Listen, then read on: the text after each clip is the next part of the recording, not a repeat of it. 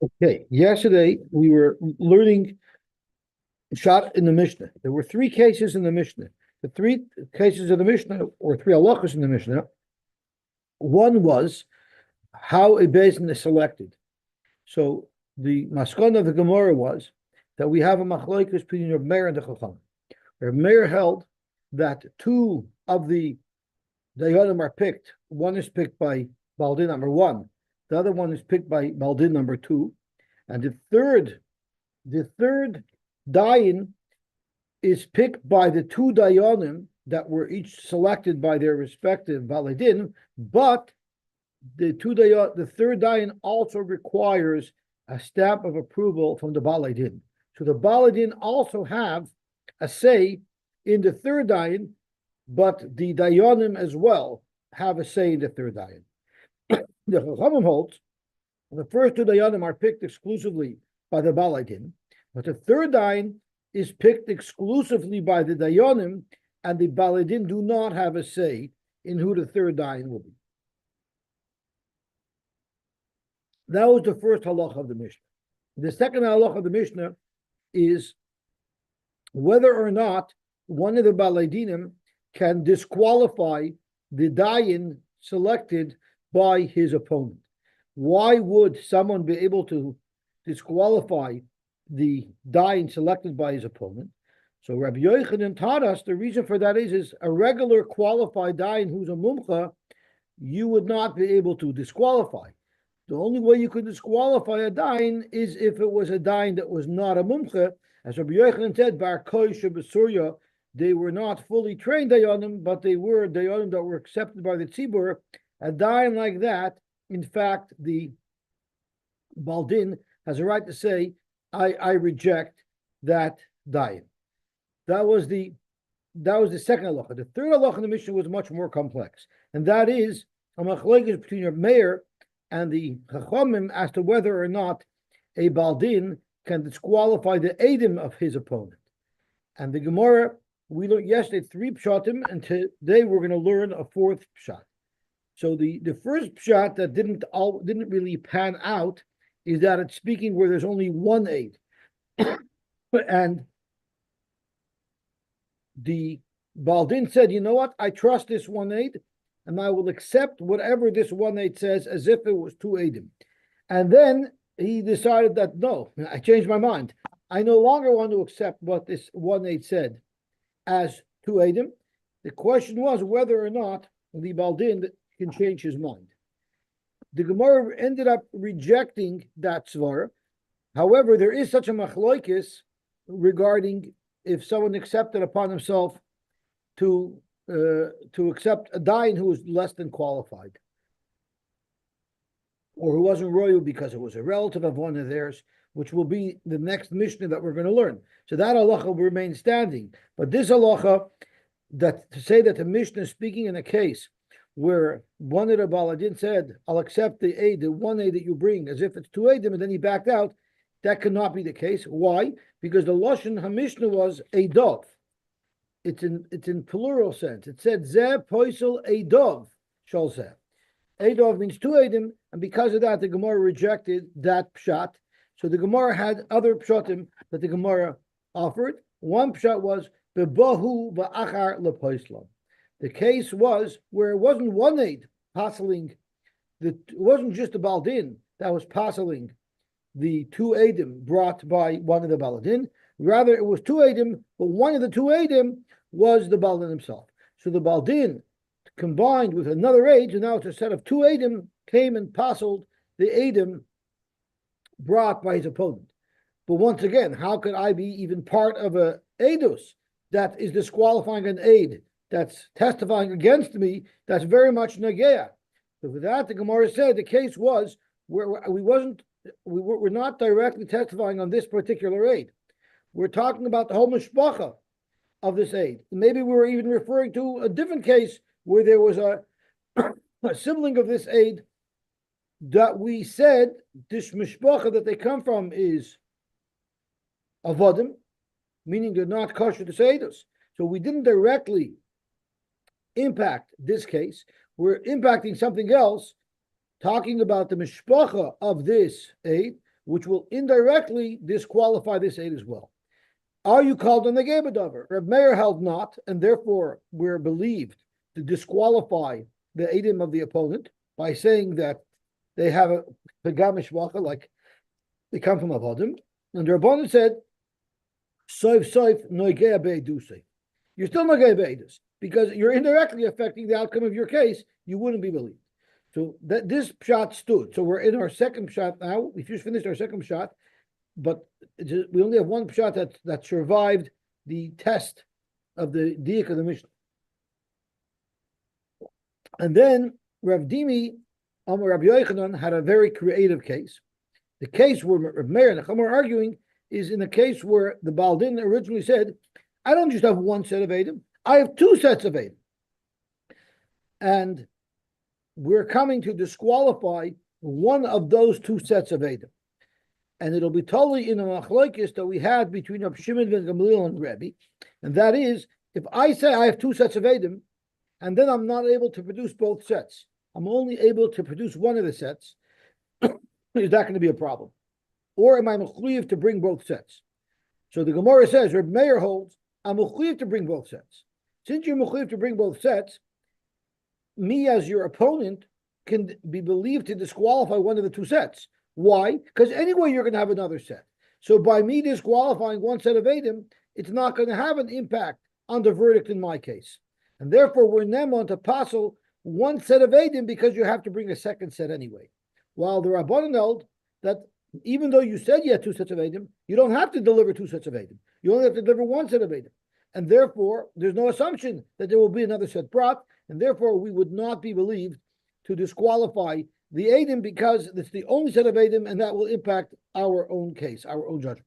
What's with Meir's Svara? What? I don't understand why, according to him, you're required to bring one. Let's say it doesn't pan out. So I would say because you have to be Ames Devarov.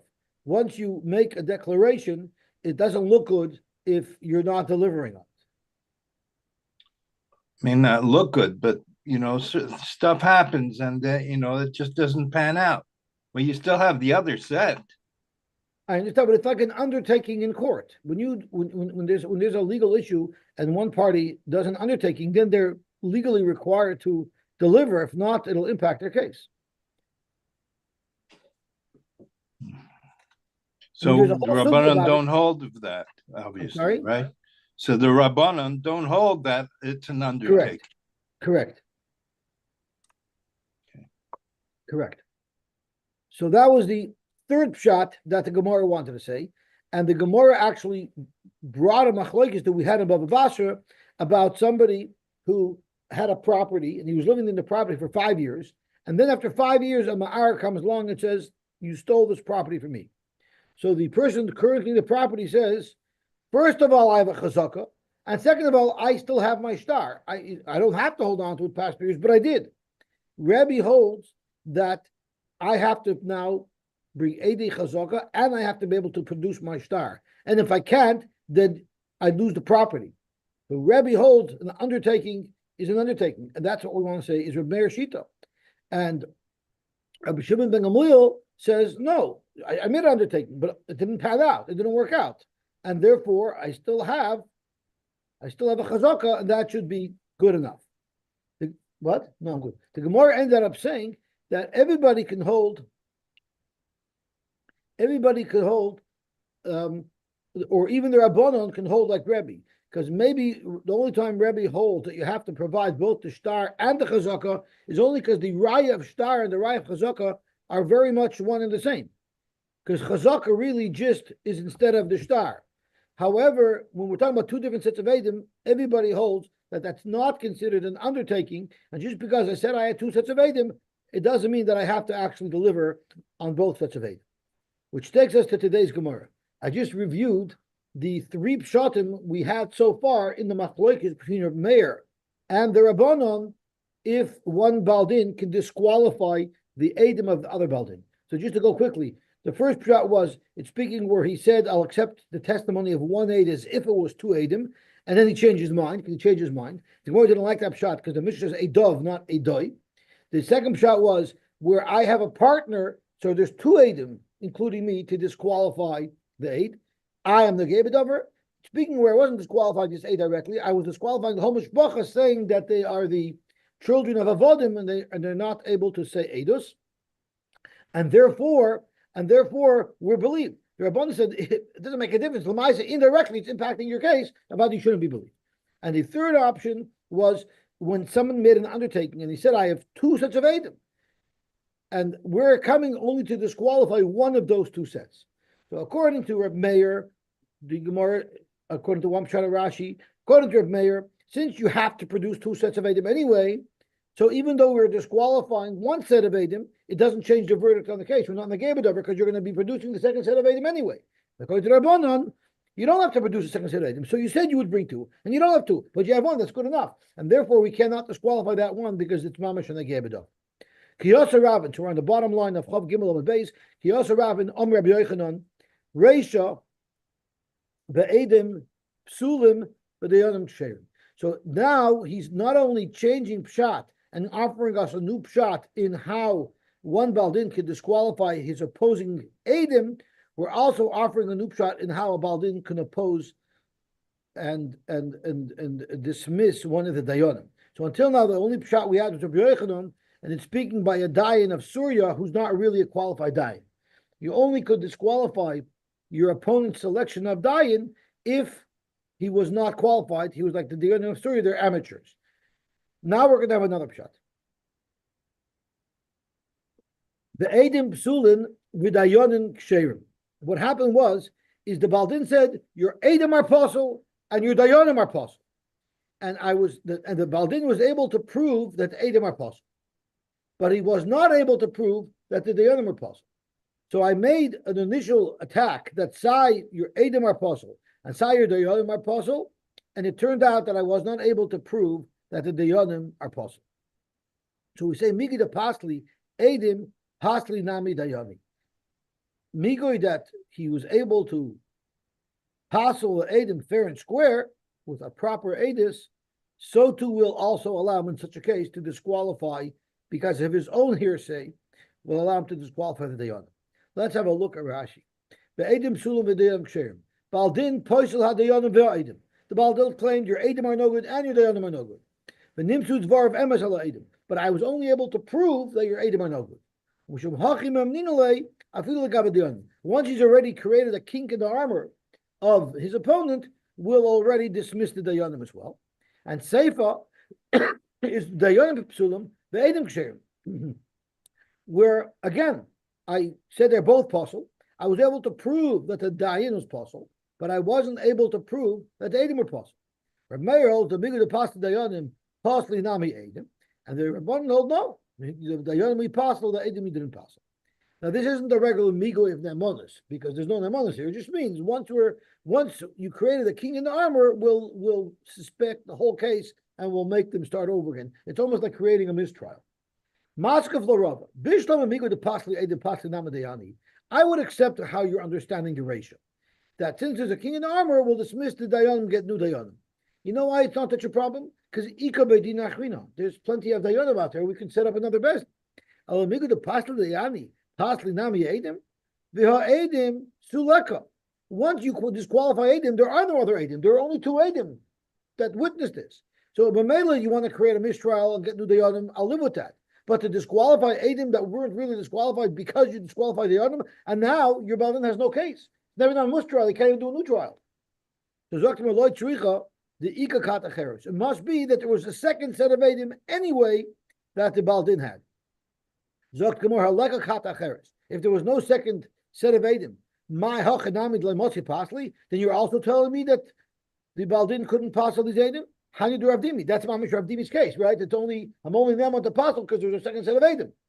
Zoktimor, yes, it is Rav Dimi's case, but there's a very big difference. The Ma'asov Arminu Migu, Ma'asov Arminu Migu. Rav Dimi said you can possible as Eidim if you have testimony that the Eidim are apostle. This shot here that we're saying from Rabbi Avin and Rabbi Yochanan, we're saying you could passel the Eidim even if you have no evidence against the Eidim at all. You merely have evidence against the Dayanim, that'll be enough to passel the Eidim, but of course only if there's another set of Eidim. So at the end of the day, we have three final pshatim in the machlokes between a mayor and the rabbanon whether or not you can passel someone's edom, and we have two pshatim in whether or not you can passel someone's dayan. Gufa zaktimar. Amar Reish Lakish said, Pek Kadosh, the holy mouth of Reb Meir would say such a thing that you can passel somebody else's edom. Yoimar Dover said, and therefore Tani Edoi. Right? That's what the Gemara said yesterday. Frank the Gemara, Aini, is that so that Reish Lakish is afraid of Reb Meir because of his Pek Kadosh? The Amar Ula, Haraya es Reish Lakish beveis hamedrash. If you would see Reish Lakish in the beis hamedrash, he was afraid of nobody. He would be ripping up mountains and grinding them together. He wasn't afraid to rip apart anything. Rubbing them together and banging them together. He was a sharper guy. He was like a brisker. And he would be calling their Chanava Pekodesh. He's a tough guy. He was a brisker. He wasn't subtle. Amar Ravina. But what are you talking about? Reb Meir was the same way. Reb Meir he didn't just grind mountains together. He ground Mount Everest together. Yes, they were two greats, but nevertheless, the point isn't that they're grinding each other apart. It's the opposite. They were both two massive powerhouses. Nevertheless, they had tremendous respect for each other. Look how much they appreciated and respected each other. Even though they normally would grind each other up, they would still use a lashon to describe the person they're grinding up as pekod. Rebbe once said that if you have cold water and it's a hot day and you want to keep it cold, you're allowed to dig a hole in the sand. You're not dig a hole. If there's already a hole in the sand, you're allowed to put it into the sand so that it stays in the cold sand, so that your cold liquid will remain cold instead of heating up. Rabbi says you're not allowed to do that. Amal of Rabbi Shmuel, Rabbi Yosy. Rabbi Shmuel, Rabbi Yosy told Rabbi, Abba, my father, meaning Rabbi Yosy, hitir lahat minesatzonim. He said it's allowed, which is a direct contradiction to the psak that Rabbi said. Amalei, you know how Rabbi responded? If that's what your father said, I accept it. I will not argue. That's tremendous respect. But it's more than that. Look at the respect that Rebbe showed Rabbi Yosy. You know Rabbi Yosy, had Rabbi Yosy been alive, because Rabbi Shmuel was quoting from his father, but had his father been alive, even when Rabbi Yosy was alive, he wasn't greater than Rebbe. He would sit ba'anivus in front of Rebbe and accept from Rebbe. The whole Rabbi Shmuel Rabbi Yosy mimale mukim a voice of Hava. Rabbi Shmuel ben Rabbi Yosy was in the place of his father. And he would sit ba'anivus in front of Rebbe. So you see, we're talking about a Rabbi Yosy who was very much underneath Rebbe. Nevertheless, Rebbe had such respect for him. Once Rabbi Shmuel quoted from his father Rabbi Yosy that you're allowed to do that. What did Rebbe say? So you see that tremendous respect that these Talmidei Chacham had for each other, even though one might have been greater than the other. Nevertheless, Rebbe had tremendous respect for Rabbi Yosy. Amar Rav Oishia, my dichsiv. It says in the pasuk, the ekach li. So let's look at the whole pasuk inside, and this is in Zechariah Novi. The era es tzoin harega, referring to Klal Yisrael. Lachein aniyah yatzoin. I took two sticks. The eres hatzayin. The pasuk shot in the pasuk is one is referring to the Machane Yisrael, the other one is referring to Machane Yehuda. We know that the Malchus was split between Yehuda Malchus Beis David, and Malchus Yisrael. So the stick that says Noyam, soft, that Hashem used on the Malchus Yisrael, and the Chayvlim, the Midas Hadin, the tough one, HaKadosh Baruch Hu treated Malchus Beis David. I don't know the details of what's going on over there, but that's what the Pashat, the Pshat that the Pasuk was referring to. But we darshan it Lagabe Bavel and Eretz Yisrael. Ve'egechli Shnei Matlos LaEchad Karasi Noyam. Noyam is sweet and gentle. LaEchad Karasi Chayvlim. Chayvlim is tough. Also, Noyam is singular and Chayvlim is plural. Noyam elu talmidei chachamim shebe'eretz Yisrael. Sweet are the talmidei chachamim in Eretz Yisrael. Sheman imin ze lo ze ba'aloch. They're very sweet to each other in halacha. Choivlim elu talmidei chachamim shebeBavel. They were much tougher. Shemechavlin ze ze ba'aloch. They beat each other up in halacha. Rashi says mechavlin is beloshen az v'chema, toughness and anger. Makshin ze lo ze. They attack each other. They scream at each other. U'bnei Yisrael noichin yachad. They're quiet together. U'ma'ayin yachad, and they analyze things together. U'misakin zes divrei, they help each other. V'ashmu yotzelar, and the halacha comes out. Okay. But Yomer Ela Shnei B'nei Hayitzar. Let's look at the next pasuk. Yomer again in Zechariah. Yomer Ela Shnei B'nei Hayitzar. These two B'nei Hayitzar ha'imdim aladoin kol haaretz. And then the pasuk says Ushnayim Zeisim Aleha. There are two Zeisim. So we talk about Yitzar and we talk about Zeisim. Echad Mimin Agula v'Echad al Smoil. So let's see how the Gemara dashes these pasuk, these psukim. Ushnayim Zeisim Aleha. Yitzar. What is Yitzar? This is the Bnei Yitzar. Amar Rabbi Yitzchak Elu Talmidei Chachamim shebe'eretz Yisrael. These are the Talmidei Chachamim Yisrael shemishamnin ze lo ze ba'aloch. Mishamnim is noichin keshemen. They work together. They glide together like a well-oiled machine. Kezayis, which is the Elu Chachamim shebe'eretz Yisrael shemishamnin ze lo ze ba'aloch. Kishem Zayis, which is what Yitzar is. Ushnaim Zeisim Allah, which was the other pasuk, that referring to El Talmid Chacham shebeBavel shemerur and zelazeh ba'aloch Zayis. The Zayis tree is bitter, and when we're referring to the Bnei Bavel, it's bitter. So it seems like the Derech HaLimud in Bavel was to pound away at each other, people screaming at each other and learning, and in Eretz Yisrael it was more collaborative learning. It's a different style. The Esa Einai. I lifted up my eyes. Let's look at the pasuk inside again. But Esa Einai, I lifted up my eyes. But Eira they saw B'nei Shtayim Noshim Yoytzos V'Ruach B'Chanfeim V'Lahena Knafayim, and they had Knafayim Kikanfei HaChasida, like the wings of a Chasida. But he said Ena Esa Efa, they carried this measurement. It was like a container. Bein Haaretz to Bein HaShemayim. Where are you carrying this? Where are you carrying this Ephah?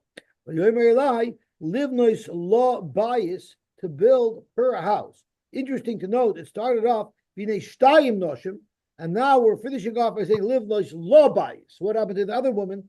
Livnois law bias Be'eretz Shinar, which is where it says Bavel, V'huchan V'hunicha Shom al Mechunas. That's where they're going to go.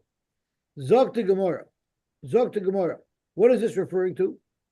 But he said, you know what was in the Ephah?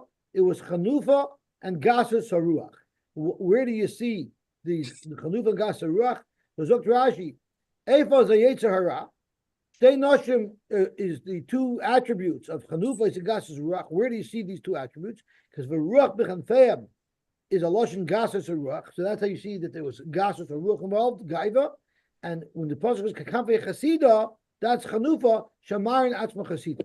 Chanufa, the Gemara here is working with that someone's acting like they're frum and fine, they're really fakers inside. So Gasei Ruach is someone who's a balgaiva about who he is, and the Chasuda is someone who makes believe they're holy, but they're quiet and really they're not so holy. So Zok to Gemara Zu Chanufa v'Gasei Ruach sheyardu leBavel. They came down to Bavel. V'Gasei Saruach sheyardu leBavel v'Gasei Ruach leBavel nachis. Right to Gemara. Are you telling me that Gasei Saruach went to Bavel? And we're trying to show that's why there was such discord and fighting in Bavel, because of these midas that were there. But is it true that Gasei Ruach went to Bavel? The Amar Mar said, Asara Kavin Gasus Yardu La'olam, 10 measures of gases came to the world. Tishanat Elam, 90 that went to Elam. The Achatz Kaloilim Kuloi, and the rest of the gasos was distributed evenly amongst the whole world. So the concentration of gasos is not in Bavel, it's in Elam. Zok Gemara in Lebavel Nochas. They first went to Bavel. That was their first stop. Vishtravuve hu the Stravav Elam. And then eventually it went from Bavel and it transferred over to Elam. Dekanami. It's Meduyik in the Pasuk. Tichsev Livnois Law Bayis Be'eretz Shinar. There's two things came in. There was Chanufa and Gasaruach. But the Bayis Be'eretz Shinar, the park, the permanent park, was only for one of the two. Only the Chanufa ended up in Bavel. But the Gasaruach moved to Elam. Shemamina. Break the Gemara, Amar Mar, Simon Lagasus Aruach Anius. We know that one of the simonim of Gasa Ruach is poverty, and we know there's a lot of poverty in Bavel. So wouldn't that prove that the Gasus remained in Bavel, not in Elam? Anius Torah. It means that they're lacking in Torah. And where is there a Anius of Torah? That's in Elam, as you see in Rashi. Anius Torah be Elami. The Neo lived in Elam. Although they were Talmid Chacham there, they didn't teach others Torah, and therefore it didn't proliferate. But Ezra have a Bavel, in Bavel became a big center of Torah. We have a young sister. What are Shadayim? Those are the body parts with which a woman can nourish another person. So there was Torah in Elam, but they weren't able to nourish other people. My Bavel,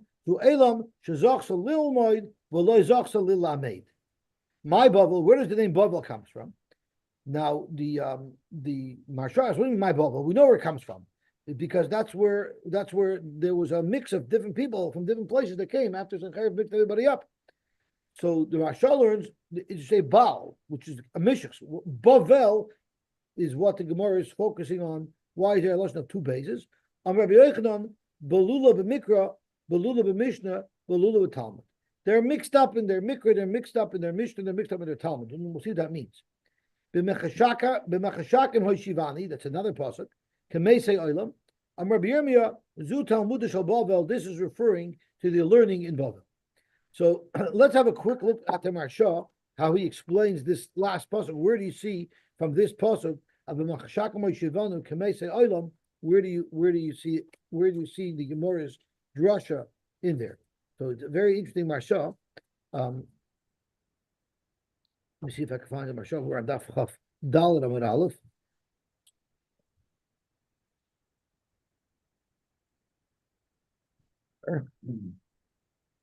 The Marsha says, it's a long one over here, but I'm just going to look at small things.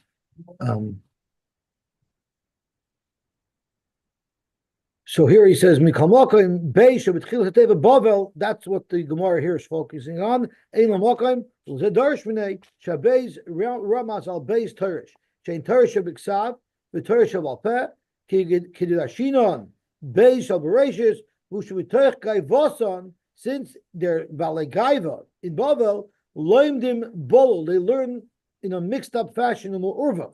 They don't learn in an orderly fashion. According to the right age, because we learned, I don't remember where we learned it, that Ben Hail is Mikra, and instead what they did was they learned the Mishnah. They jumped ahead. They wanted to show that they're a good school, so they could they learn advanced. So they taught Mishnah to children who should only be learning Mikra. Uben Yud Mishnah. Really, you're supposed to be 10 when you learn Mishnah. They were already learning Gemara, learned in Talmud. Shebekatnusan learned in Mu'urvav. When they were too young, they learned things that they shouldn't be learning, Mishnah, the Talmud, mitoch gaivason, because of their gaiva. The Kamar Rabbi Yirmiyah, also, and commenting on this type of limud and this type of curriculum, Rabbi Yirmiyah said, "B'machashakem hoshivani." Yirmiyah Navi Omar, High Kra, he said this pasuk al Golos Bovel. It was referring to Golos Bovel. But Amru, Rabbi Yirmiyah Gamkein l'simin al atzmoi. Rabbi Yirmiyah said this referring to himself as well. Rabbi Yirmiyah was from Bavel. He was a product of this system. He also learned in this corrupted system. The Amar, and he said, so it's referring to Elam. Elam was the city where Daniel was, right? Not Loshen Targum. We read it Pashup Shot like the dead of the world. He was reading it not like mace, but Loshen Targum. Not Mosi means to come. Kamoi Kavoy. Just like those people who came to Elam. So Kamese Elam, he darshins to Masa Elam, like the people who came to Elam, they weren't zeichet to learn. Kidalil, like we said earlier, the Daniel lived in Elam, and there they learned, but they weren't zeichet to teach. So he was saying, Bibalt, we have this bad derech halimud here, where we push kids to learn before they're supposed to, and I'm a product of this same education system.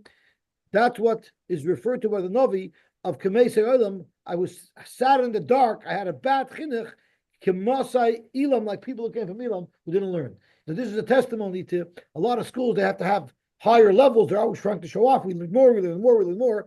And what do? They end up hurting the kids who aren't the geniuses. They focus to the top. And we know all the politics and the problems that happen in schools that try to overdo it. It's better just to stick to the normal established curriculum and you'll be okay.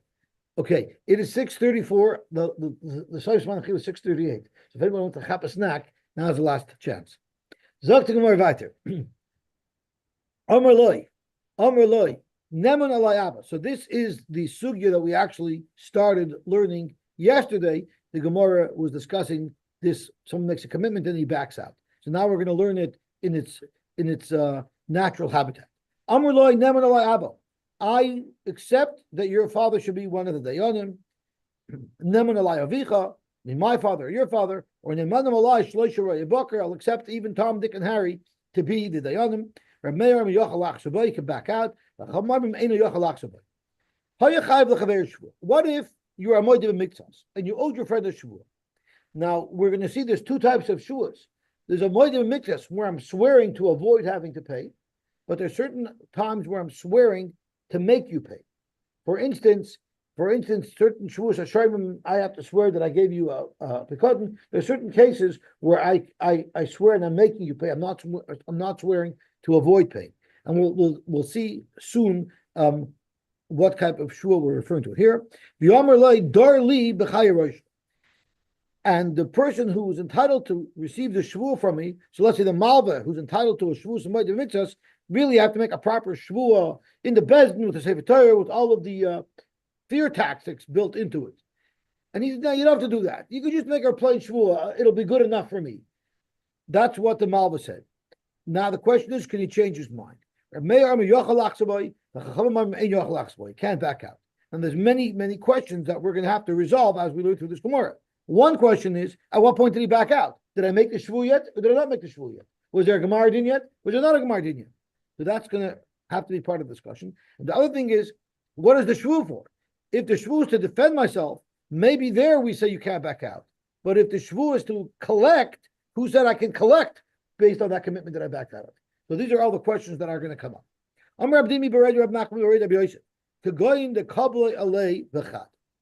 The case of the dayanim is not pshat that I said neman alay abba, that my father or your father should be the only dayan. There's going to be two kosher dayanim there. I'm accepting my father or your father as a third dayan. Amar b'dom shvul machloikus b'mocholach. The whole machloikus is mocholach, meaning I'm entitled to a shvus moedim mikzas. You have to swear that you only owe me $100, and I say if you make the shvach shvua, I'll be moichel you. I won't collect the money from you. I will be etin law. But in a case where I'm asking, I'm swearing to be able to collect money, as Rashi says, the nitpa amar leteveya im yichayvuni abba oyavicha etin law. So this is not even the case of a shvua. This is in the case of the bezdin. If I say, if your father says you're potter, I'll accept it, right? But what if I said, if your father says, I'm chayiv to pay you, I'll pay you? That's a much bigger commitment, right? So the question is, the only time we say I can't back out is only if the commitment was to be moicheled alone in the event that this bezdin paskin that I don't have to pay, that the loan is mochel. But if I said, if your father says I have to pay you, I'll do it, maybe there I could back out. Because such a commitment maybe it's not chal. A mechila is chal, but a hischayvus for money, maybe it's not chal. Divra kol yochel achsabah. That is the shita of Rabbi Yehuda Mishmur. Rabbi Yehuda forget but etin lach machloikis. The machloikis is even if I say that if your father says I have to pay you, that's also a commitment that I'll pay you. It's a much bigger commitment. The question is, what does Rabbi Yehuda hold in the case of machalach? Iboilu. But etin lach machloikis according to Rabbi Yehuda. Avul machalach is he saying divra koil ein yochel achsaboy? Everybody agrees for sure that is a commitment. Oidilma bein bezu machloikis. Maybe Rabbi Yehuda meant to say that the machloikis is not only by machalach, like what Shmuel said, but it's also by etin. Toshma. Let's see if we can bring a riot. The Amar Rava said machloikis be'etin. Rava also commented on this Mishnah. I'm sorry, he commented on Rabbi Yochanan. He says machloikis be'etin. The machloikis is by etin lach. Avol b'machalach divrei hakol ein yochalach. Zokamar iamet b'shleima be'etin lach machloikis. If you're going to tell me that Rabbi Yochanan meant to say that the machloikis is only by etanlach, avol b'machalach divrei hakoil ein yochalach saboy, but by machalach everybody holds he can't be chayzer. So then Rava the Amar Rabbi Yochanan, then Rava's psak is consistent with what Rabbi Yochanan said. If you hold that Rabbi Yochanan is saying that the machloikis is high by machalach and high by etanlach, Rava to the Amar Kaman, who's Rava passing like? He doesn't have Rabbi Yochanan on the side, he doesn't have Shmuel on the side. Correctly, what's the problem? Rava could stand independently.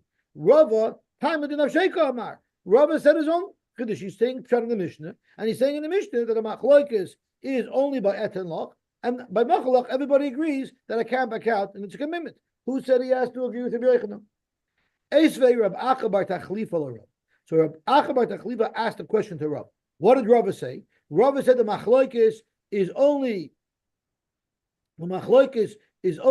by etain lach, but by machalach divra koil ein yochalach sabay. So Rabbi asked the question. From the second case of our Mishnah, Rab Meir yochalach sabay, ein yochalach sabay.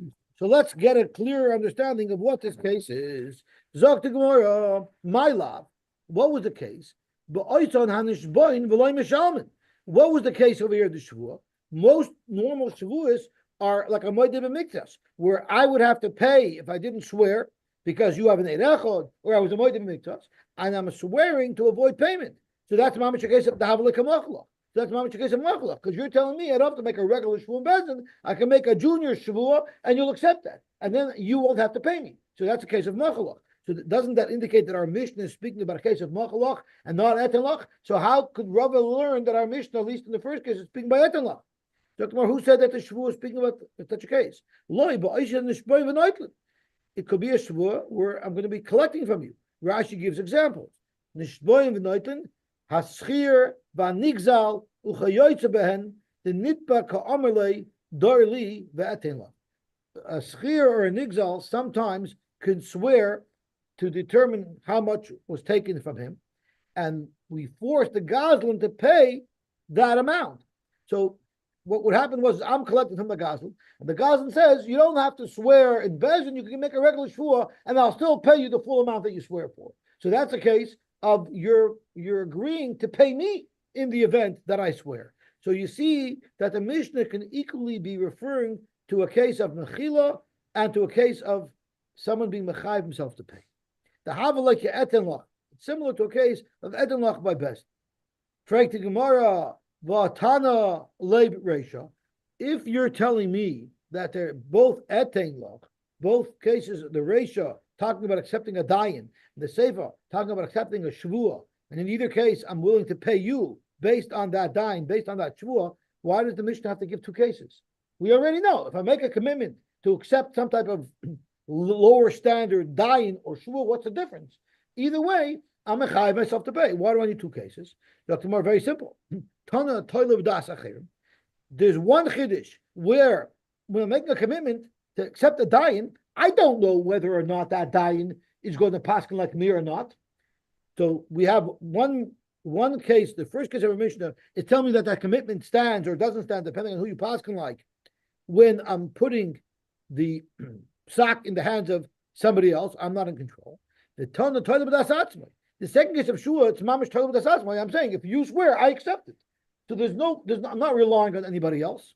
Utricha, and there's two different svaras that control these two cases. And let's analyze them. The toilet b'das acherim. If we only had the first case of our Mishnah, which said that there's a machlokes whether or not I have to accept this psak of the non-qualified dying because I committed to, b'hakamar of Meir. Maybe only there Rav Meir said the motzi hadarbe. I could change my mind and back out. You know why? Because when I made the commitment to tell you that I'll accept the psak of Abba or the psak of Avicha, mishum delay gamar and makni. I didn't really mean to be mechayiv myself. You know why? In the back of my mind, they said you're for sure going to pass like me. That's why I was willing to do it. The Amar mi yemar the mezakale.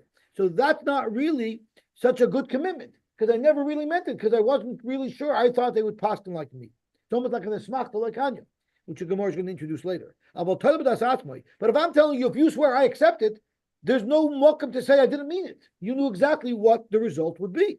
Maybe your mayor would agree. There, you can't back out. You knew what you were getting into, and you made that commitment. But if we only had the second case with the shvua, then I would say coming rabbanon. Only there do the rabbanon say you cannot back out. In the case of the yonim, maybe he would agree. Therefore, tricha. So even if both cases are be'etein loch, there's still a very important tricha. Why did Tana needed to tell us this machlokes? Both in the case where the person making the concession is giving up control, and in the case where he is retaining control. Amar shlokish machlokes lefnei gmardin. This entire shaila of whether or not you could back out is only before the dying paskin. Aval achik mardin, once the dying paskin already, now you can't back out. Divra kol ein yochel achsavoy. Rabbi Yochanan says no. La'achar Gemardin nami machlokes. Even after the Gemardin, Rabbi Meir still holds like a back out. I don't like his psak. I reject it. You have the commitment. Iboilu. The Gemara has a shayla. When Rabbi Yochanan said la'achar Gemardin machlokes, aval lefnei Gemardin, a similar question to we had earlier. Aval lefnei Gemardin. Divra kol yochel achsavoy. Is Rabbi Yochanan saying that everybody in our Mishnah agrees that before the Gemardin, the Baldin could back out from accepting the psak? And they're only arguing once the Gemardin already had occurred. Or maybe Rebbe knows in both cases there's a machlokes as to whether or not you could back out. Tashma, the Amar Rava, very similar raya as before. We quoted Rava, but here there'll be a small difference. The Amar Rava said, "Kibul alov karayv apostle." Rava here is saying a standalone psak. If you remember on Amar Aleph, Rava was saying machlokes in this case, but not machlokes by etenloch. But not by Mochala. So Rav is not saying his own psak. Rav is commenting on the Mishnah. But over here, Rav is saying his own psak. Kibul alav kara by apostle. If you were makabel upon yourself as a baldin to accept the psak of one of the yonim being a kara by apostle, lifnei gemardin, before the gemardin, yochel achsavoy. You could be chayzer la'achar gemardin, but it's after the gemardin ein yochel achsavoy, can't back out on you. So who will Rav be consistent with? If you're going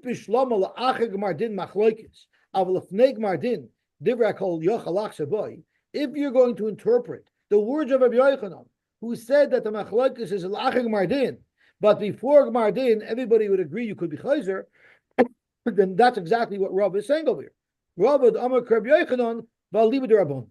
Rav is passing like Rabbi Yochanan, and then liba d'Rabbanan. Therefore, Rav said, "Kibul al karv apostle." Because even the Rabbanan agreed before the Gemara you could be chosher, and Yochel which is passing like the Rabbanan and not like Rabbi Meir. If you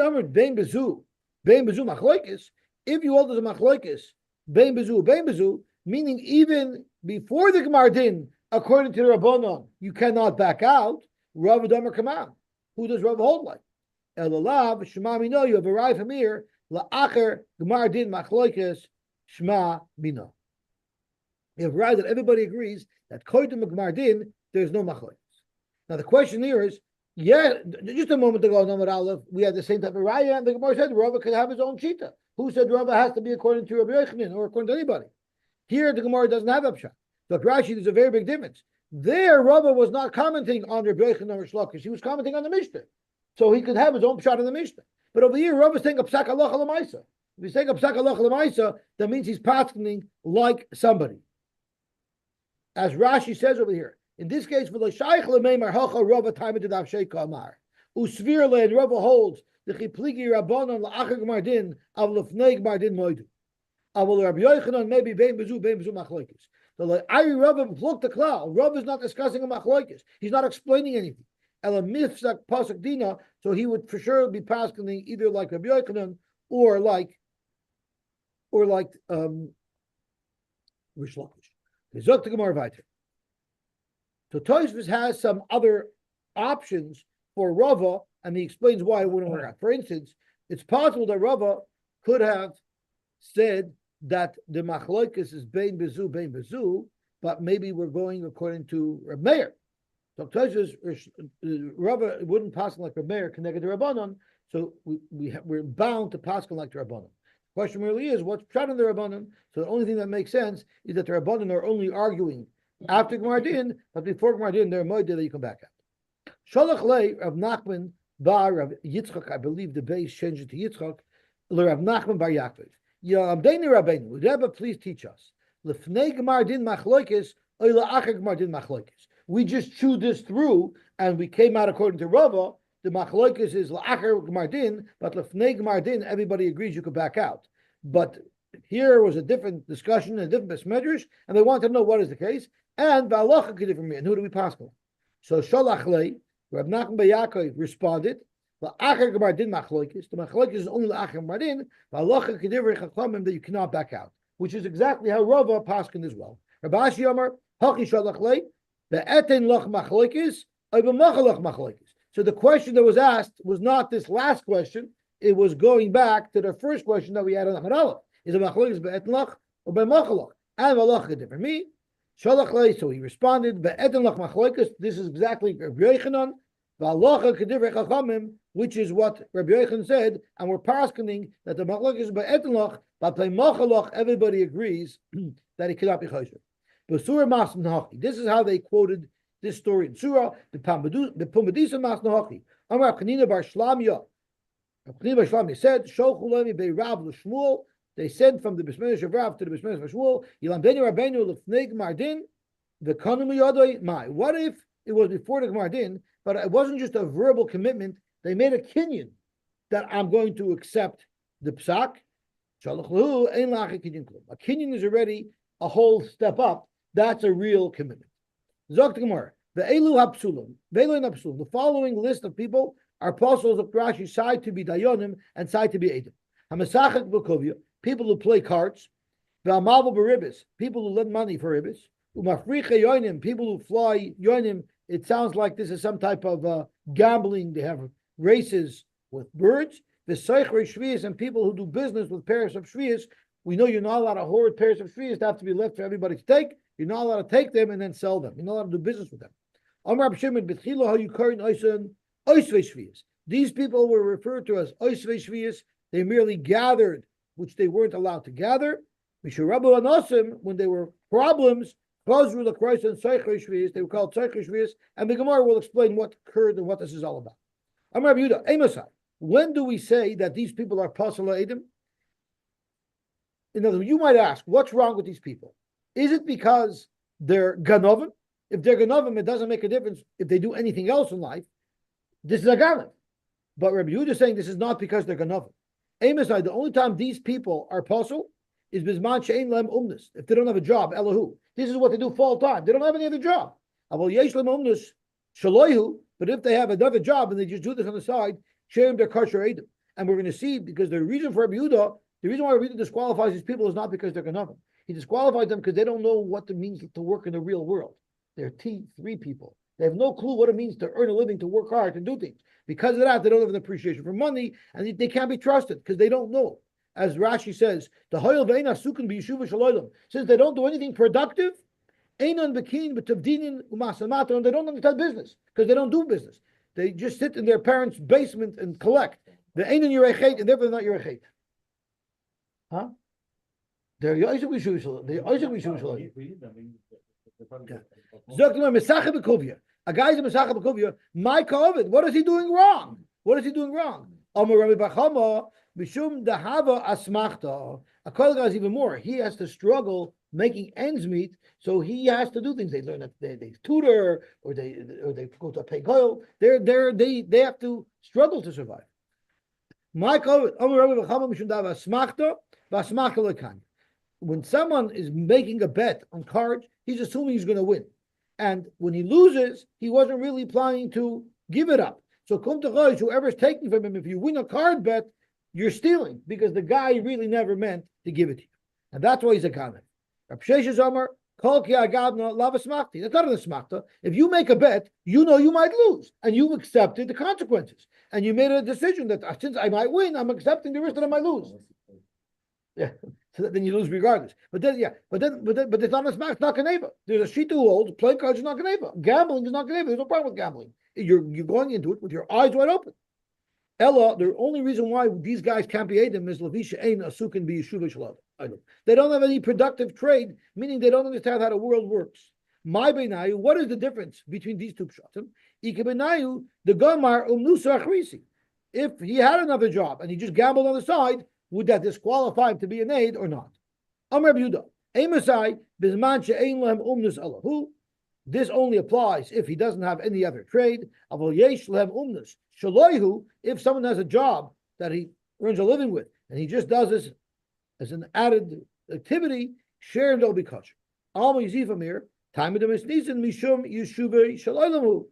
It's you see that far the mission is because of yeshuva shaloilam. So, fact more. Because Rabbi Bechama said it's because of a smachta. It's because he's a ganav, not because he doesn't have a gainful employment. And if you want to say that according to Rabbi Bechama, the Rabbanon argue on Rabbi Yehuda, and our Mishnah is the Rabbanon, and says there's a different reason, we Amar Rabbi Shua ben Levi, Kalmakan Shamar Rabbi Yehuda, a Mosai, the Kama, Ubamet, Bamed Vamamurim. And how did Rabbi Yehuda speak over here? He said, a Mosai. So whenever he uses the word of Amosai, he's not arguing. He's explaining. So if he's explaining the Divrei Chachamim, that means he's saying it's because they don't have gainful employment. It's not because they're stealing. So that is contradictory to Rabbi Bechama. Divrei Chachamim, Rabbi Yochanan Amar. Rabbi Yochanan says Amosai is lefarish and Bemer is lachlek. But regardless, Amosai is lefarish. So anyway you slice it or dice it, Rabbi Yehuda is not arguing the Chachamim. Udukula alma Amosai lefarishu. So Gemara, I don't understand. You're asking me a kasha from Rabbi Yochanan's understanding of Rabbi Yehuda, or from Rabbi Shua ben Levi's understanding of Rabbi Yehuda on Rabbi Bechama? Gavra Karamas. Rabbi Bechama could argue. Mar Savar Pligi, Mar Savar Leipli. Rabbi Bechama will hold that in fact our Mishnah argues on Rabbi Yehuda, and Rabbi Yehuda is not explaining our Mishnah; he's arguing. You tell me Rabbi Yehuda is not arguing? Latanya ben sheyesh leumnus shaloihu, ben she'ein leumnus elahu harayz apostle. So you have a bride that says beferish it's possible. So you see it's geneva. So you see they have to be arguing. Zok to Gemara. So how can you tell me that Rabbi Yehuda is explaining the Mishnah? Clearly, you see that we have a bride that says regardless he's possible. Zok to Gemara. Ahi Rabbi Yehuda mishum Rav Tarfani. That's Rabbi Yehuda saying something in the name of Rav Tarfani. There's Rabbi Yehuda's own shita, who holds that it's only if he doesn't have gainful employment, and then there's the shita of Rav Tarfani, who holds that regardless, it makes him into a ganav. The Tanya Rabbi Yehuda Aimim Mishum Tarfin Lo'olam Ein Echad Beim Nazir Levishalei Nitna Naziris Ella Lehaflo. We'll have to get into what that means tomorrow because it's running pretty late. Yosy, just Yes. a non-nudnik question. Is the kubya that they're talking about, Masachet Kubya, the same dice that we have today? Is it a similar? I thought it was invented by Parker Brothers, but I guess it's not. No, we've had Gemaras that discusses actually what these dies look like. I don't recall. Okay. Yeah, the dice. I bet you we didn't. Okay, geweldig. Have an awesome day and an easy fast, or they say it's a meaningful fast.